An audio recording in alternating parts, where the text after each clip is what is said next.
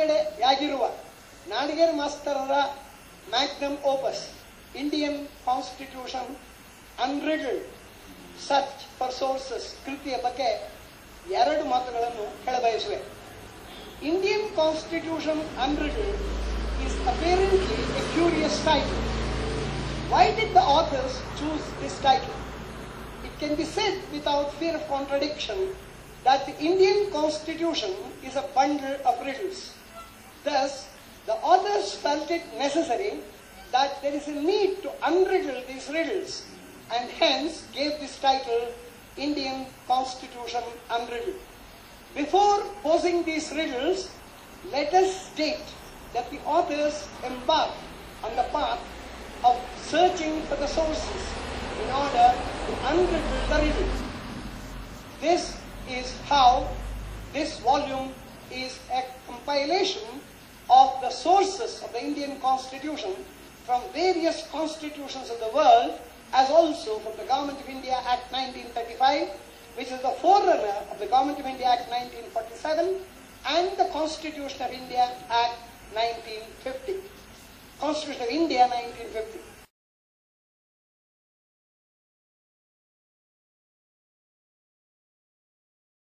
It's important to note that Dr. B.R. Ambedkar, the architect of the Indian Constitution, himself had said, quote, "There is nothing to be ashamed of in borrowing. It involves no plagiarism. Nobody holds any patent right in the fundamental ideas of a constitution," unquote. These statements, while evidencing that Indian Constitution is a borrowed constitution, necessitates us to search for sources to enlighten ourselves about the contents and the character of our constitution. Thus, Nadgir Master's work, Indian Constitution Unriddled, Search for Sources, assumes a place of great significance in throwing new light on the sources of the Indian Constitution. We said Indian Constitution is a bundle of riddles. Then what are the riddles? A few of these riddles can be identified as follows. How much Indian is the Indian Constitution? Or is it Indian at all? The preamble of the Constitution opens with the words, "We, the people of India." Who are the people who framed the Constitution of India, and does the sovereignty rest with the real people of India? Did we emerge as a sovereign democratic republic on 26 January 1950? When we joined the Commonwealth of Nations, accepting thereby the King or Queen of England as the head of the said Commonwealth, did we surrender our sovereignty again to the British Queen or King? And many more such riddles. The explanatory note to the volume, Riddles Unriddled, throws new light on the riddles posed above.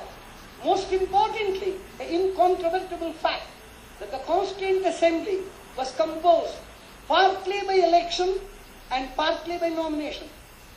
The election was from the provincial assemblies, which were themselves products of communal award, which enabled elections from communal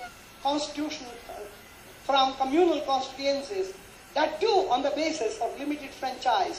Only 11% of the Indian population participated in that voting. That too, the voters who were either landlords or taxpayers or educated. Thus, the Constituent Assembly was itself not a product of universal adult franchise. So the use of the words, "We the people of India," was a mockery, a transfer of power on 15th August 1947 was to the capitalist landlord classes in India. These riddles get unriddled when a probe into the sources is made. I conclude this introduction of the volume with the words of Dr. K. Raghavendra Rao, a veteran political scientist, who is the general editor of this volume, who has said, "This is a monumental work which attempts to identify the different sources from which our Constitution makers drew their material."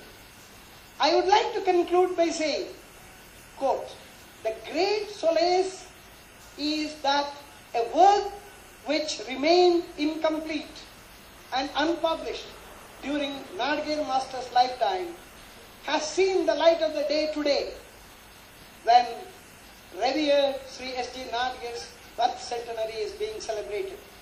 I only hope Indian Constitution Unriddled would lead to many more works to unriddle the many more riddles that even today are inherent in the Constitution of India."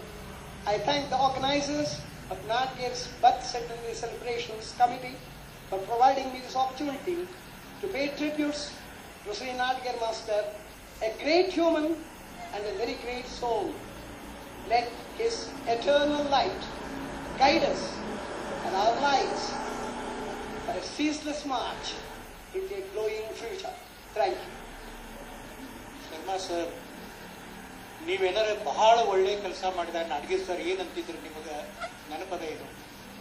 Sharma sir, ನೀವು ಅಗದಿ ಒಳ್ಳೆ ಕೆಲಸ ಮಾಡಿದಾಗ ನಾಡ್ಗೀರ್ sir ನೀವು pen ಮೇಲೆ ಚಪ್ಪರಿಸೋ ಮುಂದೆ ಏನಂತಿದ್ರು ಗೊತ್ತದ ಏನು? That's like mister Sharma, that's like Sharma ಅಂತ ತಿಳ್ಕೊಂಡಂತಿದ್ರು. ಇವತ್ತು ಮಾಸ್ತರ್ ಪರವಾಗಿ ನಾವು ನಿಮಗೆ ದ್ಯಾಟ್ಸ್ ಲೈಕ್ ಶರ್ಮಾ ಅಂತೀವಿ.